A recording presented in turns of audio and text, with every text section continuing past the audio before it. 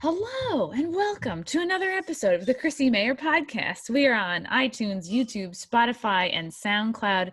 And if you're listening to us right now on iTunes, please go and leave a 5-star review. It can say anything. It can be a poem. It can be a recipe. It could be just you hitting on me. That's fine. As long as there's 5 stars, I'm going to read the best ones every week. I'm very excited to talk about a couple of dates. This Wednesday, I'm going to be headlining at Tiff's Ale House in Morris Plains, New Jersey, with Bob Levy hosting, and Mike Figs will be featuring for me. And also, I'm going to be performing at the Stand Up New York Drive-In at Coney Island on Thursday, November 12th. Tickets are on sale for that right now. So please come to the shows and see me dabble in stand-up. I'm so excited to talk about our sponsors, Silk City Hot Sauce. Go to Silk City Hot Sauce and use the promo code CMP. You're going to get 15% off your entire order. Plus, they're going to throw in for free a bottle of cherry sriracha and some kick-ass stickers. Spice up your life, guys. If you're feeling bored with your food and just everything, just throw some hot sauce on it. Right, Mark? Do you like hot sauce? I love hot sauce on everything. On everything. Everything, ladies. Everything. Speaking of ladies, this episode is sponsored by Blue Chew. Let's talk about something we all need more of, not just sex, but great sex. And fellas, you can increase your performance, get that extra confidence in bed. Listen up, bluechew.com. It's blue, like the color blue. It's funny to do this ad. Just like staring Mark in the face. Blue Chew brings you the first chewable with the same FDA-approved active ingredients as Viagra and Cialis, without that whole holding hands in the bathtub scene. You can take them any time of day or night, whenever, really whenever, even on a full stomach, so you can be ready for when an opportunity arises. And ladies, you can get in on this too and get some for your man. You know what I mean? The holidays are coming up. You got to stuff those stockings. I don't know that that's a compliment to get that as a gift from your lady, is it? I think it is. I used to think no, but now it's like, ooh, he means business. He really wants to bang. I Copy would be that. excited. I'd be like, ooh, a pocket full of them. Blue Chew is made in the USA. It's prescribed online by licensed physicians, so you don't have to go to a doctor. You don't have to wait in line. It's cheaper than a pharmacy. They prepare it and ship it right to your door in a discreet package. There's no awkwardness, and you don't have to leave your home. If you could benefit from more confidence where it counts, Blue Chew is the fast and easy way to enhance your performance. And right now, we have a special deal for you. Visit bluechew.com. Get your first shipment free when you use the promo code CMP. Just pay $5 in shipping. I mean, it's not free. It's $5, but that seems like a steal to me. Again, that's blue, B-L-U-E, chew.com. Use the code CMP. Remember, guys, this pod is free, so if you want to support me, support Blue Chew. So excited to have this. I'm so excited to have this guy on the podcast today. He's an actor, producer. He's known for the Big Lebowski. He was Jacob in Lost, which might be my favorite role. National Treasure, Lucifer in Supernatural, Quantico, Dexter. He's the co-founder of the American Capitalist Party. It's Mark Pellegrino. Hey, what's up? And yeah, no relation to my boyfriend, Frank Pellegrino, although perhaps your families maybe were friends. I think so. I think all Pellegrinos are somehow related. Yeah, he usually gets a lot of like, oh, because there was a Frank Pellegrino who just died, and he's like the Rouse sauce guy, Rayo. I'm saying it wrong. I'm saying it with my I don't even know what that is. They made a sauce, right? There's like it's a restaurant in Harlem. It's a restaurant in Harlem. Okay. Like a sauce, like a marinara sauce. Yeah. Do you use your All hand? Right. Good Frank Pellegrino. Yeah, no relation. So this is pretty exciting. So you co-founded the American Capitalist Party. This was what, like a couple years ago? I want to say probably 5 years ago, 6 years ago. Now. And what did you hope to kind of achieve with that? Like, what was your? Well, I mean, this is, I guess, even before the overt partisanship that's been going on over the last 4 years, where both sides seem to be irreconcilable.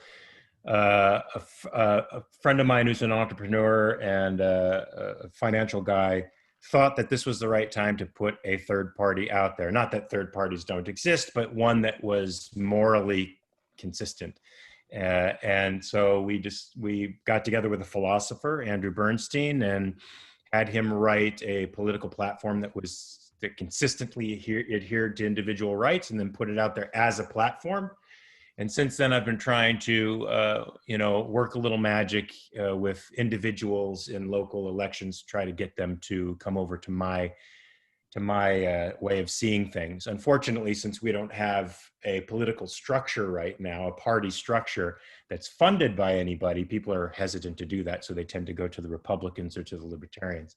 But that will change, and we'll get our grassroots movement going somewhere and get somebody elected to a local office, and then we'll be off to the races. Yeah, I was gonna say, I'm like, most people are, they're stuck in this two-party system mentality where a vote for a third party is essentially throwing away their vote. Like, I, for some reason, voted for Jill Stein in 2016. I think I just was not excited about Hillary, and maybe I did throw it away. I don't know, but I don't think you did. The way I look at it is this. There's a menu that they're giving you at the top. The first page of the menu is arsenic and cyanide. And then down at the bottom, you have a little smorgasbord of other possibilities, some of which are actually nutritious food. So I'm not going to be complicitous in my own death or the death of the country or the death of anybody else's liberty, which I think you are doing when you're voting for the duopoly. I'm going to vote for a party that will not harm me or doesn't have it in their agenda to harm me. And that way it's your fault for voting for these people, not mine. Exactly. And like we have third parties like, the Libertarian Party has been around for a long time, but I think people who don't know better or don't know much about libertarians like to group them with Republicans, when I feel like maybe they more are sort of like classically liberal because they're socially liberal. They're just more fiscally conservative. Why do you think, most people have, I guess, kind of negative thoughts on libertarianism, or they seem to be a misunderstood party? Well, I mean, I think predominantly because a lot of right-leaning people do sympathize with libertarianism, and I think many libertarians sympathize with the right point of view economically, which seems to be the greater preoccupation. And so since conservatives sort of pretend to have the idea of individual rights and free enterprise, that's what's predominantly associated with libertarianism, because libertarianism disassociates itself from values and morals and ethics. So they try to create a party that's not bound to any of that. And I think that's a terrible mistake, because I think politics are downstream from ethics and there's no avoiding it. And that's what makes some parts of their platform and some parts of their essential beliefs really untenable. I mean, if you read the Libertarian Manifesto by Murray Rothbard, there's a lot of stuff in there that's completely kooky that I don't think any right thinking meaning a rational human being can get behind at all, because his orientation towards liberty is not grounded in axioms. It itself is axiomatic, and liberty isn't axiomatic. It's based on some other axiomatic concepts related to human beings and human nature and how humans have to function in society. So I think because they adopt, a free market ethos and they're not bound to ethics, it seems that they get the, I don't know if it's is it bad to be equated with republicanism? But they sort of are because of that, I think.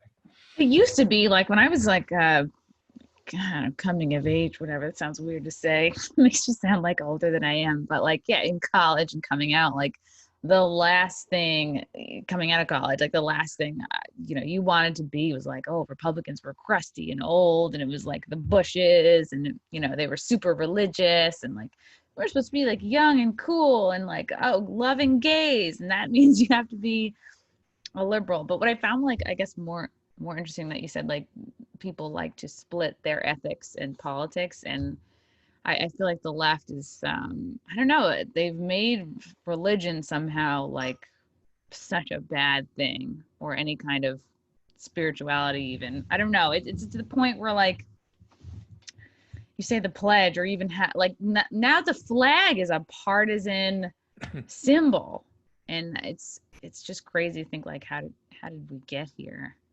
I think the secular left has abandoned reason and adopted theories and orientations to America and Western civilization that are, I don't know, culturally Marxist. I think their rejection of religion is stems from cultural Marxism to me, less than a completely thought out philosophical stance. You know what I mean? Like somehow they're smarter than religion. Like religion is a thing you believe when you don't know any better. I mean, I don't blame them for saying that. I know I'm going to step on a lot of toes for saying something like that, because religion, even when it has the pose of accepting rational philosophy, it's really in essence a rejection of reason and reality in favor of something else. And I think the left is right in rejecting that. It's just that what they're replacing it with is emotional reasoning and emotionalism, subjectivism and relativism, as opposed to some form of, instead of understanding that the human being is capable of acquiring objective knowledge through reason. I don't think they believe that. So it's either mystical subjectivism or secular subjectivism. That's sort of the choices that we're left with. But I have a hard time, like my friends that I'm more like kind of in the center. I don't know where I am. I don't know what my label is, but I know that my friends that are way more left, like I have a hard time. What I don't get why people have a hard time grasping the idea of like, if all the wealth and everything is redistributed equally amongst anyone, like you're not going to be properly motivated to strive to open that restaurant or start a business, or, you know, to do your thing, right? Like it's not a selfish thing. Like if you open up a restaurant, that of course it's for you, but it's like for your community. It's so like, oh, well, we have like this specialized whatever it is, like authentic Spanish food, and so now you don't have to go to Applebee's, and that in fact helps the community. And I have a hard time figuring out why people think that that's a bad thing, that is selfish and doesn't how capitalism because it's not a primary. It's not the primary reason you open a restaurant isn't to help the community, just like the primary reason you go shopping isn't to help the community. It's for your own thriving. It's for your own enjoyment, for your own fulfillment. And the left doesn't accept individualism, and the right doesn't either, but they just don't accept it in their own peculiar way. So yeah, the left rejected individualism. They don't like the idea of your individual thriving and happiness, and they don't understand how that relates to other people's individual thriving and happiness. So I think that's what it is. Yeah, that's what, like, I think got me really turned on to Jordan Peterson was the talking about like there's nothing wrong with being an individual. And now it's even with just like looking at Antifa, like seeing everybody in the same like black bloc costume. It's like, it's weird. It's like there's a weird stigma on being an individual. Like it's sort of, I don't know how this happened, but it's almost like been made cool to be just like a faceless, anonymous, like part of a mob group. Hey, reject it. Be the individual. I mean, in the beginning of this, you were doing an ad for a type of Viagra, right? How insulting would it be if you told your partner, I don't have sex for my own enjoyment. I give it for you so that you can be happy. But I'm not happy, man. It doesn't make me happy. That would be so weird. It would be disgusting. It's just disgusting. Sex is the ultimate place where you strive for your joy, right? And look, unfortunately, just like in the marketplace, the other person has a good time too. If you're doing it right, you know, you both are in it for your own selfish joy. And I'm an actor for my own selfish joy. I think good artists are in it for their own selfish joy, and you happen to be a participant in it. You partake of it. You show them how valuable they are by giving them their certificate of service, that dollar, you know, that makes them rich because you appreciate what they're doing. So for me, selfishness is good. Individualism is good. and all the other stuff on the left and the right that they're giving us, this sacrifice yourself for the nation or sacrifice yourself for the proletariat, can go fuck itself. Can I say that on this? Yes, Go fuck please. yourself. It's Fuck off. gross. It's gross. It's like, It's disgusting. it smells like communism. I just don't think people realize, like, do you want to be like China? I don't know. That's not like better or more righteous. It's, especially with creative people, it's like expression and free speech, and that's, I don't know, that's what like really fires me up, because I've been doing stand-up like 10 years, and everyone talks about cancel culture, and even me, like, interviewing certain people on this podcast or having them on shows or whatever, it's like, oh, how dare you talk to this person, how dare you give them a platform. It's like, we should be talking to everybody. It's very scary to see. So if the left can just silence, anybody they want on the right or even in the middle, like, that is so bad for the arts. And I've had this conversation with, a few other people. It's just, I don't think people realize, like, the ramifications of that, like how many voices that they truly are silencing when they claim to be about elevating voices.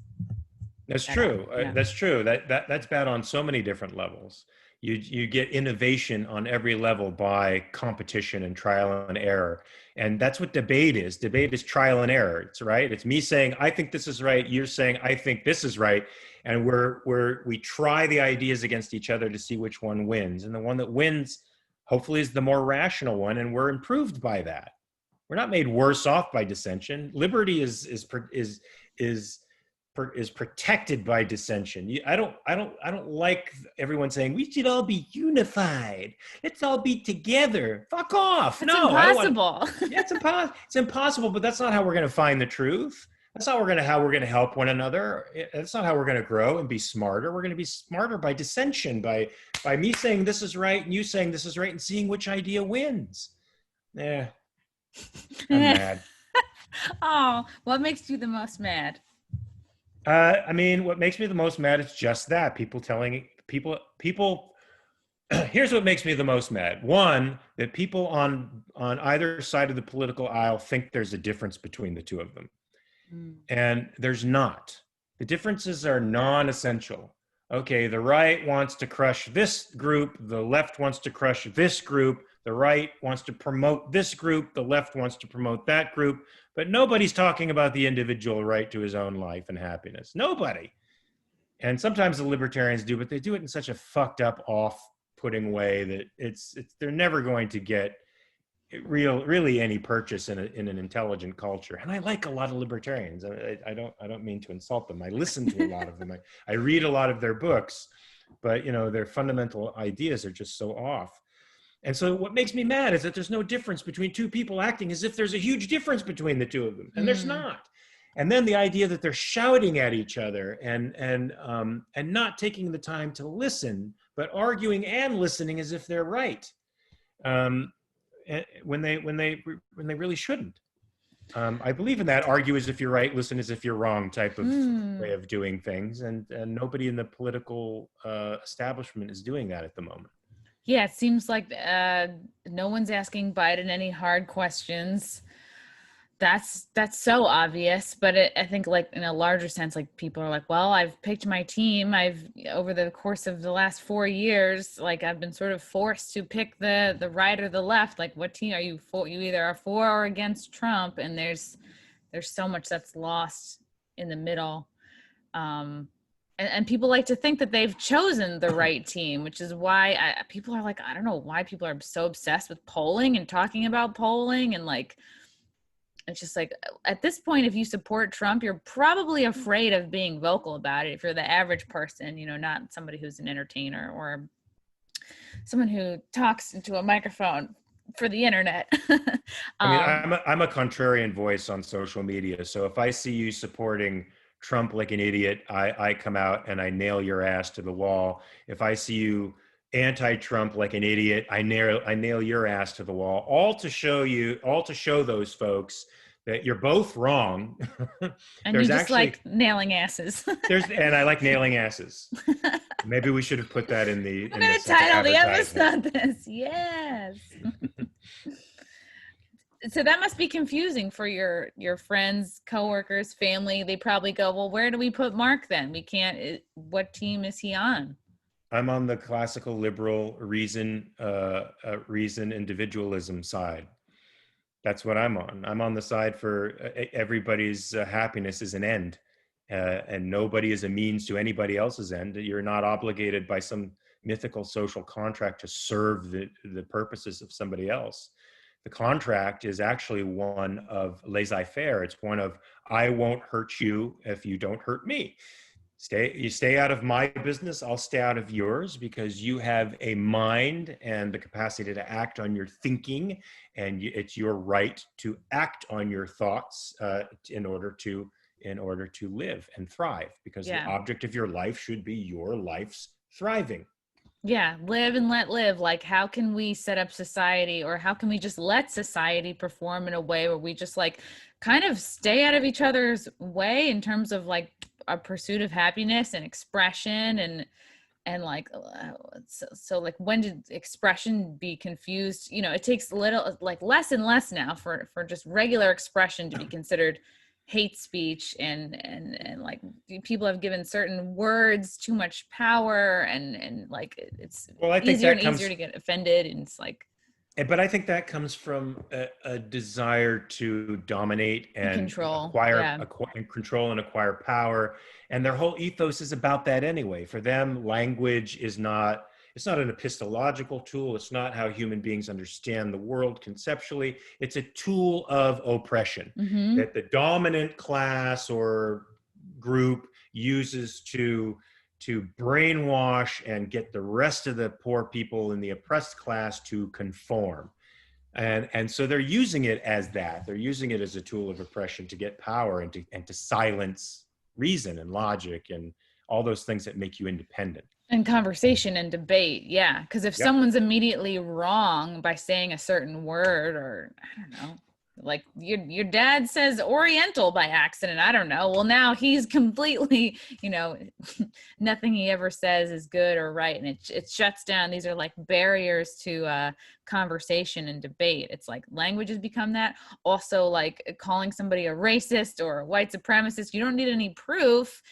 But these are things that in society work really well at shutting down a conversation, shutting down a person.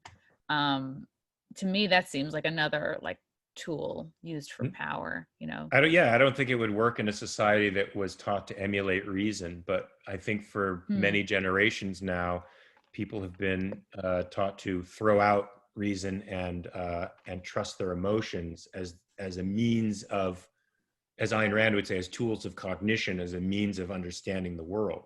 And if you think about it, I mean, all the songs we hear and the movies we see and the art that we peruse, it all sort of has a message. Follow your heart for the most important things in your life. Follow your heart. Your mind, it fucks you up. It leads you down the wrong path, but your heart tells you, I don't know. Every time I followed my heart, I followed it into the fucking gutter, into the sewer, into doing something terribly wrong for myself and everybody around me. Yeah. Your heart needs to be checked, because your heart is just the aggregate of all of your experience. That's all it is. It's your experience. It tells you what you evaluated things. It may not be right. No, it's very emotional. It's sometimes your heart tells you to punch through a wall. Sometimes, you know, sometimes your emotions are wrong, and it's like, oh, maybe this is more like you know, tapping into the primal caveman part of me. Like there's so much fear to work through. It's not how we should be like living our lives, you know.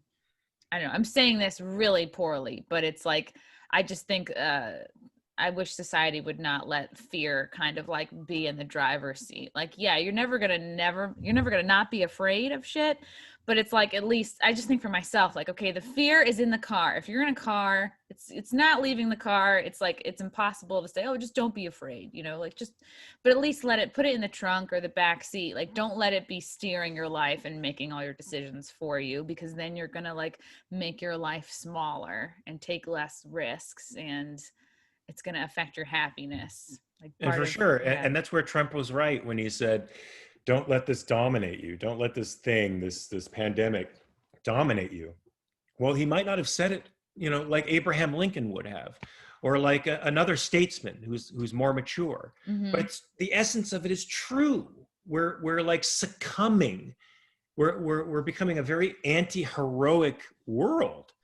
And I mean, it's been reflected in our art for years, but now it's coming to fruition in our politics and in our society, and everybody's scared and submitting and falling down. Fuck that! Don't do that. Fuck, being a human being is about overcoming obstacles, for Christ's sakes. Grab your balls and fucking go out there in the world. Fuck. I love what. I sound like an old man. No, you sound I'm so mad at everything. You sound like you're full of life and like in line with your purpose and like alive and shit, And it's interesting what you said, like you feel like this has been reflected in our art for years now, like, and you're on the inside, you're in Hollywood, you're super successful. As soon as I was like, he looks familiar. I'm like, oh my God, it's Jacob from Lost. But you're on the, you're an actor, you're in Hollywood. What are some examples of how early has this started? The examples of seeing this reflected in our art. I mean, I feel like when romantic realism was rejected for naturalism, as great as that stuff is, as real and as honest as it can be, as much as I can see myself reflected in a lot of this naturalistic art, it lowers the bar of heroism in a lot of ways. It laughs at the grand gesture. It makes fun of it, like it's like cynically makes fun of the person who aspires to be huge, big. Give me an example of this, just for like to bring it down from an abstract place into like somebody listening would be like, oh, okay. This show or this movie is a good example of this. For example, I think that I've noticed over the last few years, it's increasingly hard to take humans, unmodified human beings as heroes, and we've been giving that to superheroes. So, and now superheroes are even flawed to the extent that they're succumbing to this sort of mass cynicism. You watch The Boys? And I do like The Boys a lot, to be honest with you. That's a great show. It is great. And Eric Kripke was the creator of Supernatural, which is the show I played Lucifer on. And I do like that show. But it's got, it has that same overall cynicism. I mean, it's still heroes working. He can't get away from heroism. I mean, Supernatural has two guys who defy even God to do what they are for love and loyalty and for the right. So he can't escape that. I think that's just in Kripke's nature to love heroes. But he's certainly, and maybe he's busting the narrative of, fucking superheroes suck, and actually human beings are the real heroes. Superheroes. It's the boys. It's these people who don't have superpowers but have grit and will and intelligence and heart who can fuck these guys up. And that's kind of cool. So it's, to me, the whole superhero movement was sort of an example of how cynicism drove heroism into a different area, and now maybe we're receptive to bringing it back to us normal folks whose feet are on the ground. I don't know. Yeah, it used to be like the superhero, like I think about Superman, Batman, or it's definitely Batman. Like he was born out of like the people, like he was a semi-ordinary guy who like rose up to fight injustice. And now it's almost like, I don't know, the superheroes, it's like twisted in a way. It's like, well, that's now become like the powers that be are like the superheroes. I mean, the narrative now is the Joker. I mean, the Joker is captures the zeitgeist, I think, and Parasite. I mean, look how many awards Parasite won. Oh my God! That is a clinic in theory, in cultural Marxism, in the idea of the wealthy being a dominant and oblivious class to the suffering of the lower class, and the lower class being privy to sort of all the knowledges, like they know the rich, what animates the rich because they're the victims of it. So they're the only ones who have a justifiable moral place in the world, and the rich are just sort of Clueless, idiots. right? Yeah. Yeah, I mean that's the zeitgeist of today too, right? Those two movies are sort of capturing the nihilism and the cultural Marxism and the hatred for classes, for wealth, the Yeah. bigotry against people who have wealth. That's sort of capturing a massive cynicism to me. And hopefully maybe the boys will tear us out of that. I don't know. It's got some of that in there too, but because I don't think you can get away with getting something put out there in the world that doesn't have a flavor of cynicism to it because it's real. It is real. Yeah, it's part of human nature, right? And I think anybody who watched Parasite and anyone who's ever worked for somebody, which is like most people, or like had like I've worked for like very, my bosses at every day job I ever had was like working for either like a university or like a assistant to a guy that was like, millionaire or just like, so that kind of really resonated with me because it's like when you're the underling, you see all their, yourself, your life, and you see all their shit. So and especially Parasite was positioned like, oh, these people, they know everything, but the people at the top don't know who's below them. Like you're always looking ahead. You're never looking back. I mean, I wonder if that's universal. I mean, I definitely think that's what critical theory tells us, from what I know of it. But I don't know that that's universal. I mean, there's a part of me that always on social media fights against wealth bigotry. Yeah, I know assholes who are rich and who don't know what the fuck is going on, but I also know a lot of rich people who are philanthropists and care a great deal about what the fuck is going on and wouldn't treat you any differently than they treat anybody else just because you're working for them or underneath them socially. Yeah. So like money isn't the thing that's going to make, I mean, a small percentage of people, like they'll get money and they're just like, they become the asshole they always were, or they'll get famous and it's like, now the veil is off and they can really be themselves, which is like an asshole. They always were, I feel like most people they're who they are and money doesn't make them a better person or change them. Like correct. You're right. And I don't even believe in that axiom or that maxim, power corrupts. And absolute power corrupts absolutely. I think if you seek power, you're fucked up and corrupted already. You're right. And if you try to be rich, just if you think money is going to fill up a void in your self-esteem, it's not. And if you try to be rich because of that, I know a lot of people think, lots of people get famous because there's that little empty space inside them that they're trying to fill. Yeah, maybe that's the case, but those are probably the people who turn into monsters and assholes. They were always a monster and an asshole. They just didn't have the freedom to be a monster and an asshole because they didn't have the power, but it was there.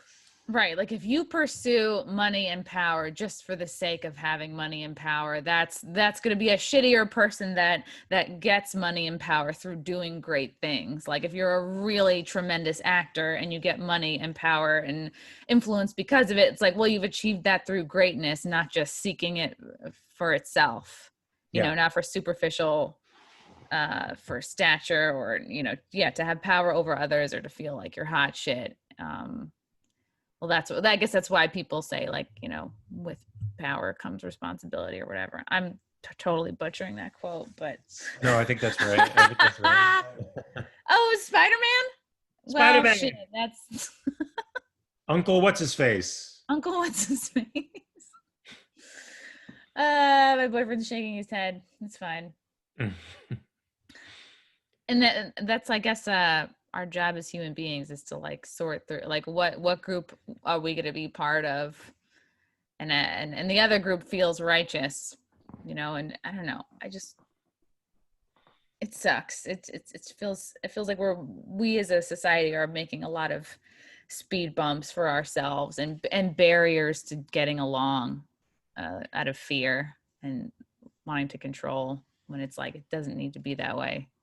Agreed. I definitely feel as a society we're punching ourselves in the nose and blaming the other person for a bloody nose. Yeah. Let's just stop that. Let's just stop getting up in each other's business, man. Leave people alone. Which of the characters you've played do you feel is closest to you? Is that a horrible question? No, not at all. I don't think any of them have been close to me. I've made them close to me by finding what their what about their struggle is something I can relate to Ooh. and make my own. So like a guy like Paul in Dexter, who pretty much is universally considered a total asshole. I didn't play him like an asshole. I played him like a guy who was trying to reunite with his family, make his past right again, go down the straight and narrow, and provide for his family and be a good husband to his wife like he wasn't before. And this guy comes in and screws it all up, and that was Paul's journey. And Lucifer, I've always looked at as the first rebel against arbitrary authority. He said no to a God that wanted him to serve a less virtuous being than an angel. And he didn't want to serve vice. He wanted to serve virtue. And for that, he was attacked. I find that pretty unjust. And I can get behind that guy who's been unjustly done like that. And Jacob, Jacob was Jacob, ironically, was, I think, the least like me of any character because he stood for a certain ethics that I'm not behind. He stood for sacrifice, and sacrifice meaning giving up something of greater value for lesser value, meaning like your life. Thor. Is Thor a good example? With the snap from the Avengers. Does Thor do that? Not Thor. Crap. Thanos. I'm confusing everybody. Oh, yeah, Thanos. Thanos with the snap, and then he depopulated. Yeah, I mean, anybody who thinks, the self is sort of a means to the ends of something bigger, I don't know. Those are the kinds of people that think you have to break a few eggs to make an omelet, and that's not the kind of world I want to live in. And Jacob did some bad things in service to this idea that your life isn't your own. You have to, in fact, serving on the island for millennia, when I would listen to Titus Wellifer, who played the man in black, as he was talking about his curiosity about the outside world and his desire to go out and experience life. And I'd be listening to him off camera going, sounds pretty fucking good to me, bud. Go on out there, do your things. You're not tied to this island. You don't have to be here. And let's not forget, our mom was a bit crazy, right? Yeah. She was nuts. She was off the hook. She killed people. She was not right. So although Jack Bender, the director and producer of many episodes of Lost, did say to me after a take, he's like, that's it, Jesus the Carpenter, that's the way to go with this part. And as a former Christian in my younger years, the idea of Jesus the Carpenter is a very compelling and interesting, cool sort of image for me. So that sort of animated me. That was what I identified with, Jesus the Carpenter, the everyman who's nonetheless wise and can see into your soul. He looks at you and he knows exactly who you are and loves you anyway. That's kind of where I was going with that. That sounds cool. That's not me, but that's a cool image. Right. Like if you're playing a character who is an asshole, you can't play them like an asshole, because then your resentment, like it's almost your judgment as a person is going to hit up against the work, or like you got to get past that to like be the person. That's why I think so many talented people on the left, these great actors, when they play people on the right, they play them like caricatures because they're so afraid to identify with what they think is the enemy. And it's not. I mean, put the same level of commitment. Yes. I just heard Michael Shannon, didn't hear him. I saw an interview where this is a guy who played the Iceman, for fuck's sake. A notorious assassin and serial killer for the mob. One of the most despicable and disgusting human beings in the world, who would develop a poison and then spill it on somebody, a random person in a nightclub, to test it out because he was such a horrible human being. And he said he would never play Trump. To me, he's just posturing. He's just playing to his base, and he's posturing to people who are going to give him jobs. Give me a break. You wouldn't play fucking Trump? Come on. You'd play Hitler. You'd play the Iceman, but you won't play Trump. I mean, this is the age of hyperbole. It's crazy. It's really ridiculous. I think that's why for so many people SNL seems to fall so flat, because they play the characters with such like disdain almost. It's like, yeah, it's either a cartoon caricature or it's just like not believable. And I don't know, I'm not saying like SNL has like they're supposed to be comedy actors, right, or comedians, and it's just, if you can't do a sketch without judgment, like why are you doing it? It's like you have to find a way to identify, like exactly what you do, like find something in the character that rings true to you, and be the person. Don't be like the judgment of that person. I mean, I think Trump is cringy too. I think he's cringy. I don't think he knows how to communicate well. He's not an artistic communicator. He's not a diplomat. He's not a statesman. He's an immature, malignant narcissist.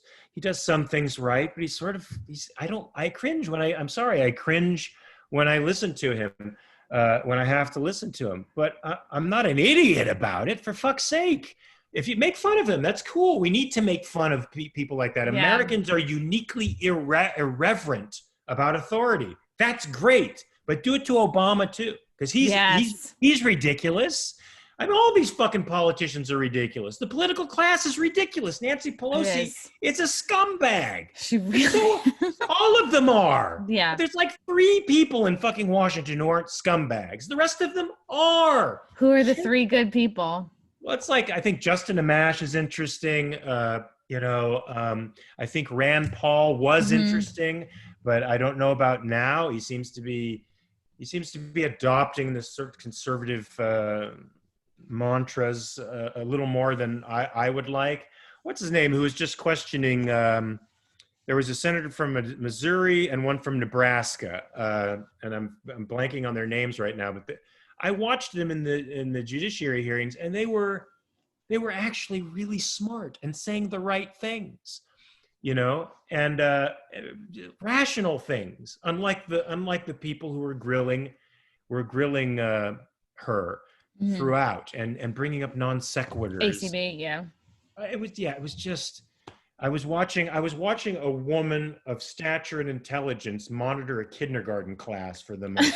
That is what it looked like. Yeah. And I was just watching the all the confirmation hearings, and I was like, wow, so much of being in politics is like knowing what faces to make or not make. Like, she just was stone faced, and I was like, man, if I were her, I'd be rolling my eyes right now, but you can't do that because all the cameras are on you. And what's worse is that those hearings aren't about getting to the truth. It's about getting one up on your political opponent. And what they were doing was it was more about condemning the Trump administration and trotting out victims to try to induce guilt. And none of that had any place in the hearings. It was one giant non sequitur by hysterical people.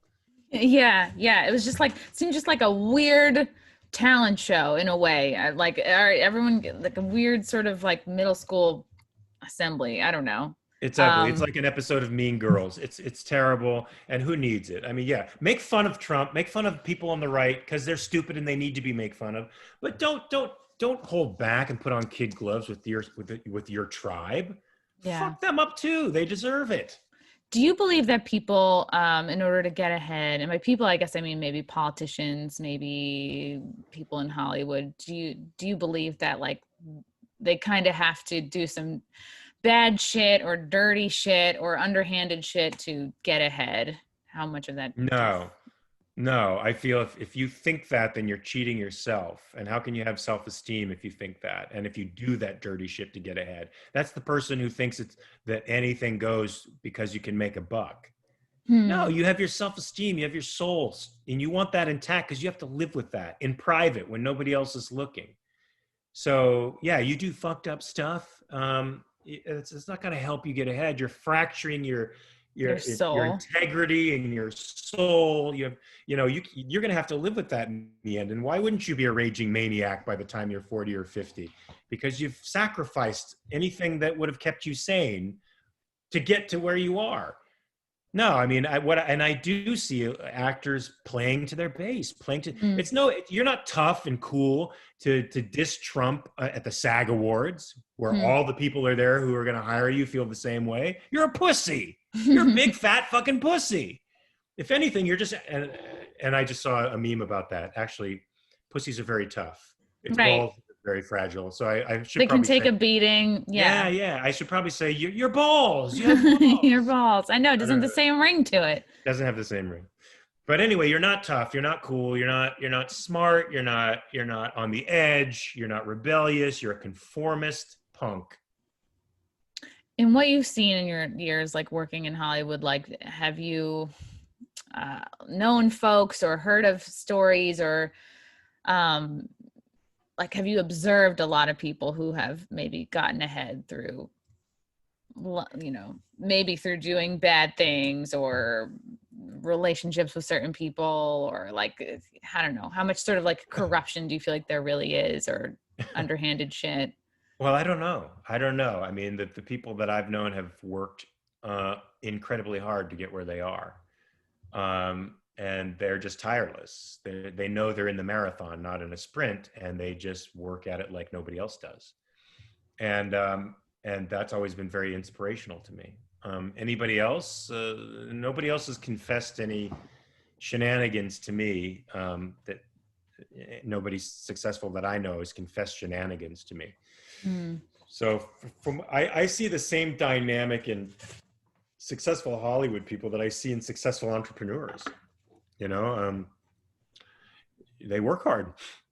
How does it make you feel? And when you hear people talk about like, oh, Hollywood is crumbling, it's because there's a huge decades and decades long problem of pedophilia, and people throw around, they talk about QAnon, and then there's a lot of different conspiracy theories going around. Like, how does hearing, I don't know how much of that you've heard, or how much, or what your thoughts are on Hollywood is shitting a brick right now because everything's falling apart, and Well, I mean, I think Hollywood has been addicted to cliches for sure. I think if you want to look to a bigoted, chauvinistic, racist world, certainly Hollywood projects embody that. And Hollywood, to me, Hollywood in general, that doesn't mean specific people within it, but Hollywood as a sort of enterprise isn't brave. Mm. Individual artists within that are very brave and tough and hardworking and creative. I personally think that this movement towards diversity, it's on the one hand, it's a lot of virtue signaling on the part of cowardly Hollywood, but on the other hand, it's doing great things. It's creating great projects and giving people who were truly marginalized by a chauvinistic institution and bigoted institution the chance to rise. I mean, I love watching The Boys and seeing girls kick the crap out of Storm. I don't know if you've gotten that far. Maybe I'm. Yeah. No, I'm fully caught up. Yeah. And the boys looking at it and saying, "Man, Spoiler alert. girls really can get it done." We need to see that. I mean, there's aspects of our culture that have, I think, impacted women in a very detrimental way, right? That has, as Jordan Peterson would say, made them less assertive when going for certain Being agreeable, salaries, being agreeable, that whole the curse thing. of that. Yeah, the curse of agreeability. Fuck that. Seeing women, be this heroic and stand against, insanity, and I use that. I need that. I like seeing that. I get my heroes wherever they are. I don't care what color or sexual identity they are. A hero is a hero. And Yeah. I think Hollywood is now opening up to that fact, and that's good. That's a good thing. So in a way, their cowardliness is leading to something positive, but it's also sort of not rational. They're doing it for its own sake, as opposed to, oh, this is because it's right. You know what I'm saying? Yeah. I agree on like I love seeing female superheroes, but it's like, let them kind of occur naturally. I don't like feeling like I'm being pandered to, or they're being like forced down my throat. Like if I'm using like the Avengers, as an example. Like, I can't remember her name, but she was like, Brie Larson played her, and she was like the It's like newest the Captain on the scene. America, the other side of Captain America or something like that. Yeah, there was a thing like, okay, she flew through a spaceship, like she split the thing in half. She's the most powerful Avenger. She clearly can, if she can fly through a ship, oh, holy shit, like she's super powerful. And then there was this scene where it just was like, all the female Avengers and superheroes were behind her, like, don't worry, we've got her back. And it's like, well, we just saw her fly through a ship. Like, she honestly doesn't need anybody else. But I felt like that particular scene was like a little bit, they did that so they could have like the girl power moment and have articles written up on how like pro woman they are. I was just like, I'd rather see my female superheroes like occurring naturally than me being told like, look how pro female we are. Do you know what I mean? Of course, Like, that's just good narrative. I mean, the narrative is something happens and you make up your mind about it. Bad narrative is didactic, telling us what we're supposed to think. Okay, we see she's badass. Awesome. That's all I need. Thank you. I don't need you to tell me anything else. Hollywood, don't virtue signal. We don't need it. We're not dumb. Why do you think so many celebs are left leaning, and why Republicans in Hollywood seem to be blacklisted or very quiet right now? I think look, I think you learn when you undertake the craft of acting. Most schools teach you that being in your head, thinking, are bad qualities for an actor to have. So, and art in general is sort of equated with an intuitive medium. It's not something you think about. It's something that comes out of you, right? Just happens almost by inspiration. And so actors hear that enough in class that thinking is not good, being in your head is not good. They come to function on the level of instincts and emotion all the time. And they're trained to be open to what's happening, to the moment all the time emotionally. That sort of renders a raw nerve without a lot happening up here to check that. And it's great for performances in a lot of ways, but it's not great for, making determinations about anything other than your performance. You certainly can't talk about politics, which is a highly intellectual human field, and you certainly can't talk about ethics, which also takes a lot of reasoning power. Philosophers have gone away from it too, with moral sentiments, feelings. I mean, even guys like modern neuroscientists like Sam Harris don't talk about rational ethics, really. They talk about moral sentiments. All of that stuff leads you to think that it's your heart. You should always lead with your heart. Well, in that case, then the people who you perceive to be oppressed or hurt or downtrodden or in pain or disadvantaged in some way are going to get an inordinate amount of focus from you and feeling. And you're not going to feel much for anybody else because you haven't been taught to really think and suss out cause and effect. And the cause and effect doesn't really matter so much. What matters is what fits with my sense of what's happening. And so that's why I think they're on the left, because the left appeals to emotional reasoning. And the right is more about, it's not that morality doesn't exist. I think they've unfortunately lent themselves to the Christian movement and traditional religion to supply their ethics, but their reasoned take, or their more rational take on how we deal with issues makes them less appealing to artist types. So artist types are more emotional, like, yeah, to sum it up, right? And like liberalism, especially now, like, well, the far right, it seems incredibly emotional and not at all rational or logical. I don't think liberalism. I've The stolen far left, like the radical left, the left, like the left. yeah, like with the popular, like the. I mean, I feel like the radical left has become like the sort of, common, what people believe is the regular left now is really like quite radical. They're unhinged. They're emotionally reasoning. Classical liberalism is about putting reason first and letting your feelings come from what you see, letting your feelings come from what you've figured out, as opposed to just knee-jerk reactions to, like perceptual level stuff.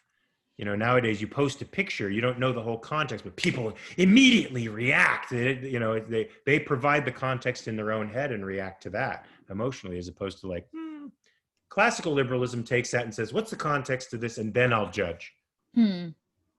That's interesting. So here's what I'm wondering. Like, so if the typical, if largely the majority of Hollywood they're left leaning, right? Because they're leading with their emotions, and they think, they want to help people, and their heart's in the right place.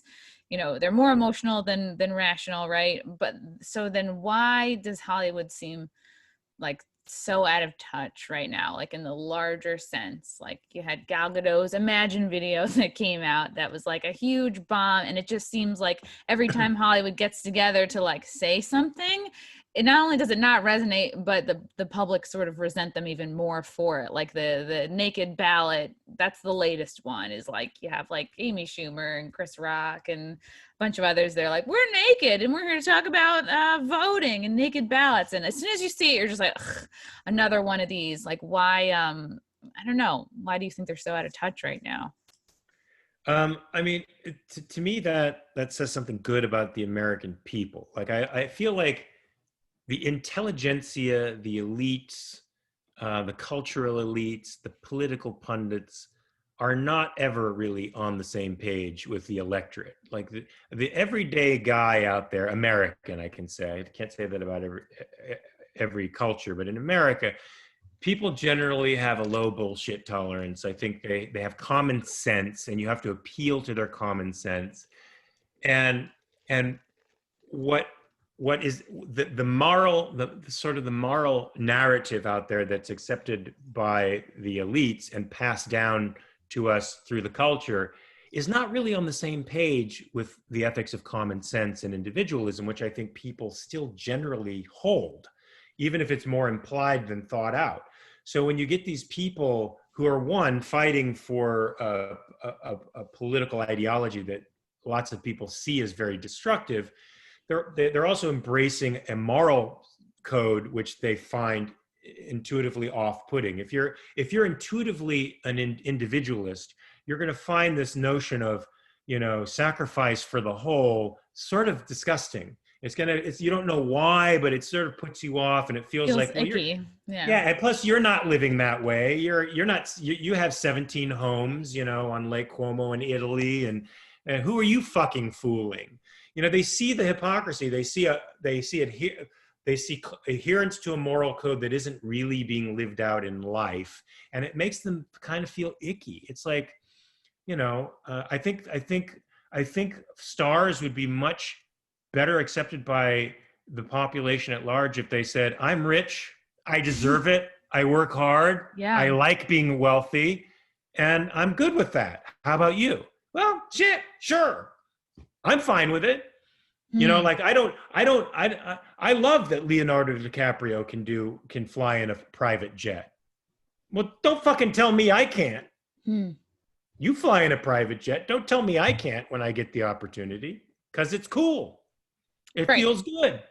And that person are you kidding me? Like, you give the average person, hey, you want to fly on a private jet? They'd be like, of course. Yeah.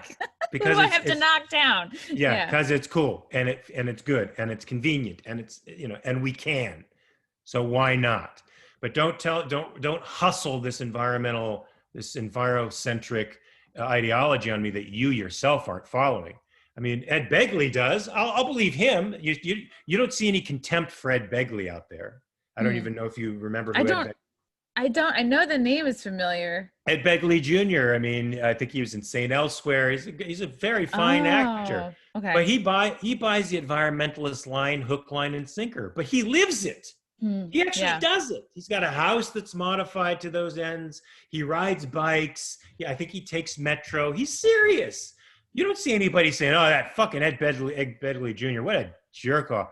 No, because he's consistent. Well, if Hollywood gets consistent with his ethics, if they're pissing and moaning about people being underprivileged, well, fucking go put your money where your mouth is. Don't force it through the political process and make other people pay for your values. You do it. See, I feel passionate. I love it. I'm all heart. Yeah. Okay. Does anybody like is there this feeling among like I don't know, your friends or Hollywood or other actors that like if they are outspoken about being right leaning or even centrist or even a little bit pro Trump that they will, I don't know, be blacklisted or Yes. yeah. Yes, absolutely. See, I'm lucky since I'm a classical liberal. I sort of straddle both. I see both sides, and both sides come to me with what they Hmm. feel. And I've been approached by actors who say, "I got to tell you, Mark, I have to vote for Trump because I see disaster looming." Now, I try to convince them not to. To be honest, I mean, I'm going the Joe Jorgensen route, but I went for the pothead who didn't know where Aleppo was in 2016 because I figured the pothead who didn't know where Aleppo was also didn't know where my pocketbook was and didn't want to fuck me, 3 ways from Sunday. He would leave me alone, leave my friends alone, and let us carry on. Mm-hmm. Yeah, I was trying to get Joe on this podcast, but I don't know. Yeah, I feel like she's not doing podcasts. I don't know. What?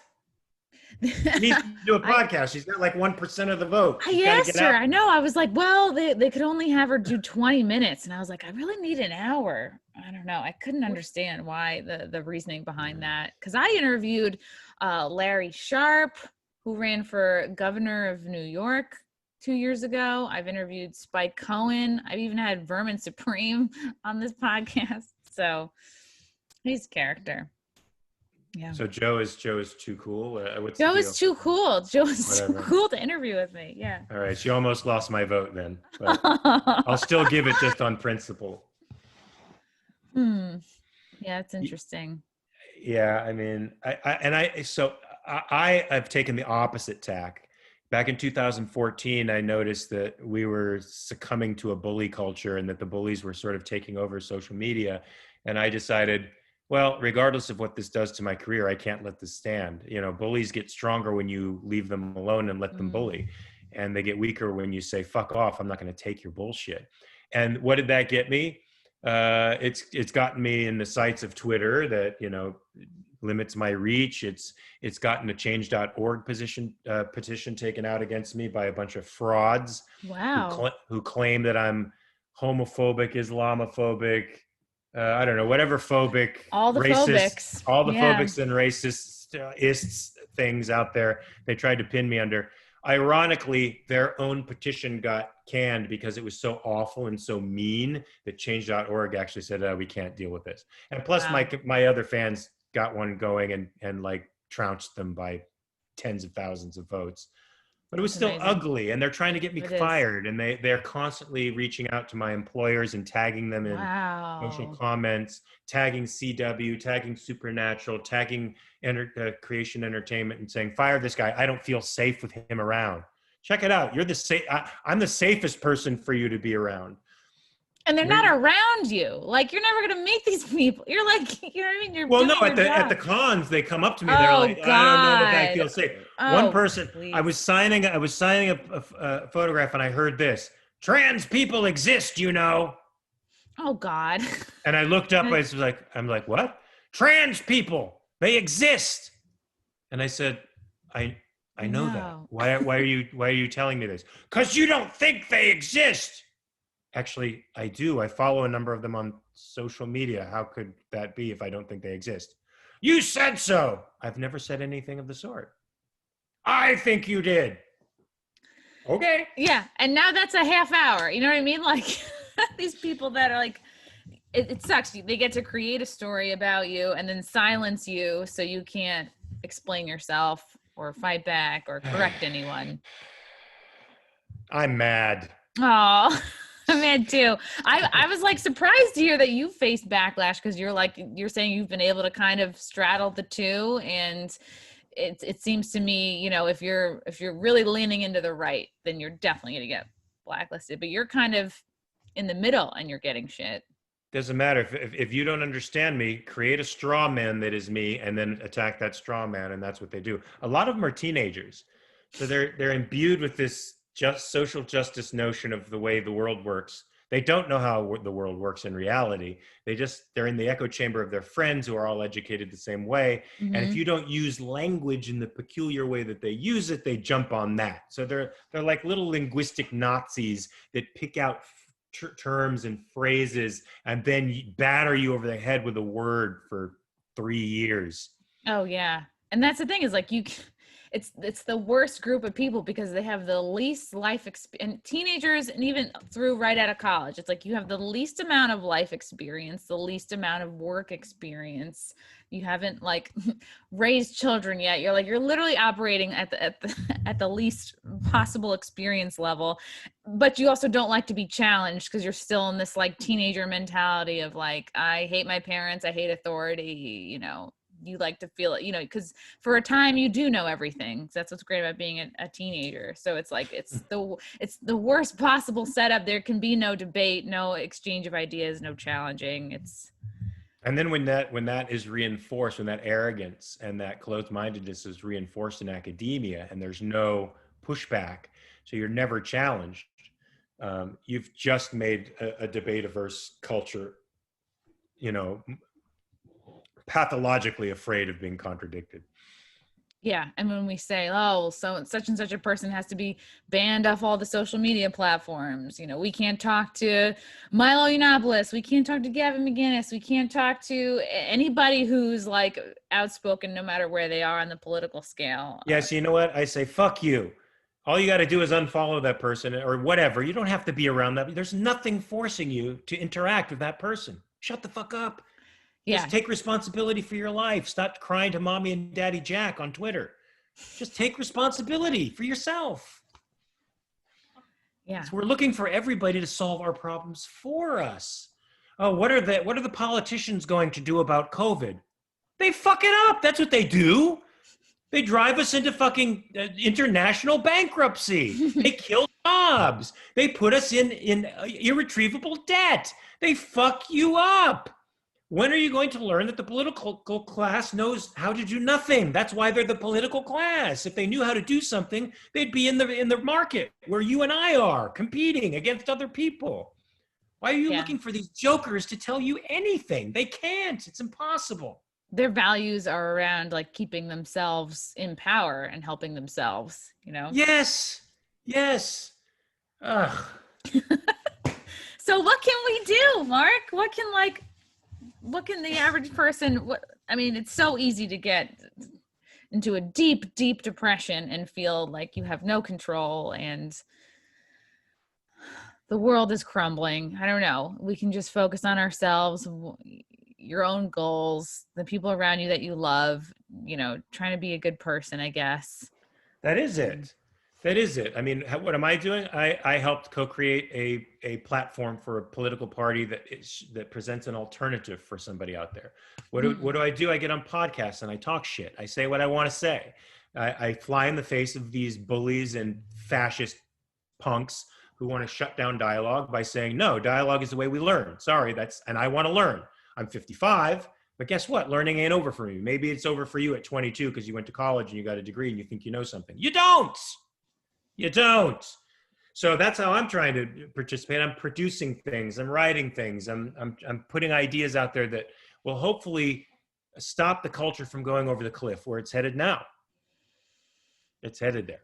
It is headed there. And if people are interested in the American Capitalist Party, where can they learn more about it? Where can they go? TheAmericanCapitalistParty.com. Oh, how simple. Yes, read the platform and then find me on social media and tell me what's wrong with it. I defy you. Conversation. That's healthy. It's what we all should be doing. And Mark, where can people follow you and check out your, I mean, I'm like, you're on TV. I mean, they can go there, but where can they follow you? And you can follow me on Twitter at Mark R. Pellegrino. For Instagram, if you want to get to know my dogs and animals, which is predominantly what I put on there, Mark Ross Pelle, P-E-L-L-E. And those are, and I'm on Facebook as well. That's where I do a lot of fighting now.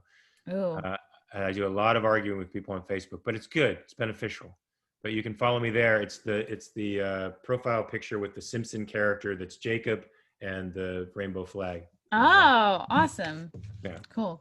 What are your thoughts on QAnon and conspiracy theories and all that stuff? I don't know anything about it, but I generally don't think conspiracy theories are anything. They're just something to preoccupy people who are very anxious and need to find explanations for everything. You know what? Most of the time, it's a crazy loner who kills the president. It's not the mafia. It's not Cubans, Cuban dissidents who are betrayed. It's not the CIA. It's not spies. It's just some crazy motherfucking communist who was a Marine who knew how to shoot a little bit, who killed a president.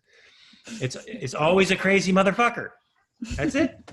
There's no, what? Bush didn't bring down the towers, guys. Bush did not bring down the towers.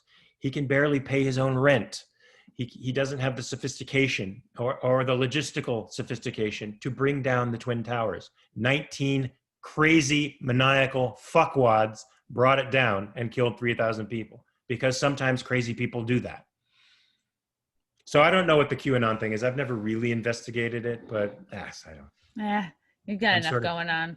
I got too much shit happening. You're doing important things. Mark, thank you so much for coming on the pod. And God, maybe I can hopefully I'll see you in 3D someday. Right on. Thanks, bye.